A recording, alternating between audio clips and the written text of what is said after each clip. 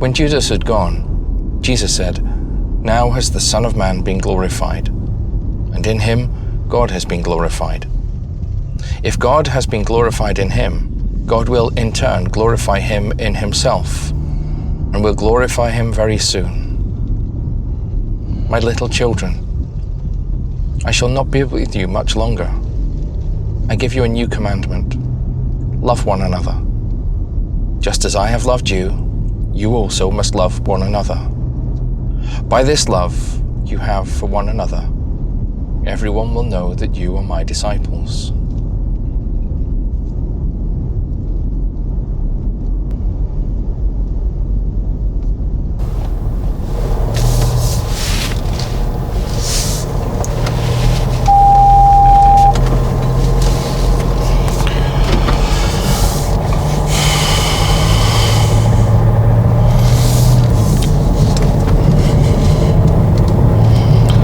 A couple of months ago, I had an opportunity to celebrate class masses with the first years at Queen Margaret's.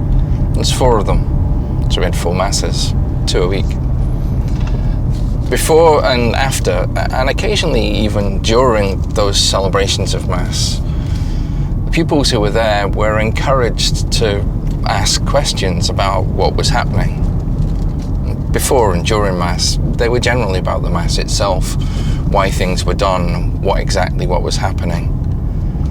But after the Mass had finished, time was left, then they were encouraged to ask whatever questions came to mind, and they did. And one question a young girl in first year asked was, "Does God love the devil?" That kind of blindsided me. And I didn't find it a very easy question to answer. I was being distracted by the nature of evil and the personification of evil, and God is love. And while I was thinking about it and kind of waffling to buy time, the girl reminded me that, yeah, it's easy. God loves everybody, so he has to love the devil. And she was quite passionate about it, quite emotional. A couple of months ago, I asked a similar question in the church, but much easier to answer. Did Jesus love Judas?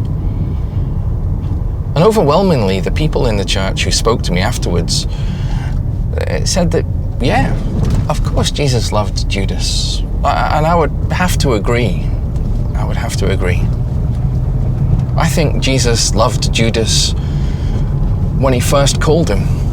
And I don't subscribe to the notion that right from the beginning, Jesus knew that Judas was the one who was going to betray him. If he did, then it wasn't a very loving thing to do to call him to a way of life that would lead Judas to take his own life. No, I think it would have been far more loving to leave Judas where he was. So no, I don't think Jesus knew Judas was the one who was going to betray him. But I do think he loved him right from the beginning. And he continued to love him throughout Judas's discipleship. He still loved him when he washed his feet at the Last Supper and broke bread with him. And he loved him when Judas came and kissed him to betray him to his captors. Yes, I think Jesus loved Judas. And I think we have perhaps a good deal to learn from the nature of Jesus' relationship with Judas. Because after Judas left, we're told in today's gospel, Jesus gave his disciples a new commandment: love one another. And he qualified it: love one another as I have loved you. And I think the kind of love that Jesus showed Judas is an example of the love that we are called to follow. I'll be honest with you, there are some people I find it easier to love than others. And I wonder about Jesus, how easy Jesus found it to love Judas. Easy or not, he loved him. And it's the example that he set for us. Not just to love those we find easy, but to love those we don't. And I wonder how far short we fall from the example of love that Jesus set before us. In the way we treat each other, in the way we think about each other, the way we speak to each other. Do we follow his example? Or do we place limits or withhold love from those we find difficult to love? Because Jesus didn't. And it's his love we are called to follow, to show. And it's in that love that we will be identified as disciples of Christ.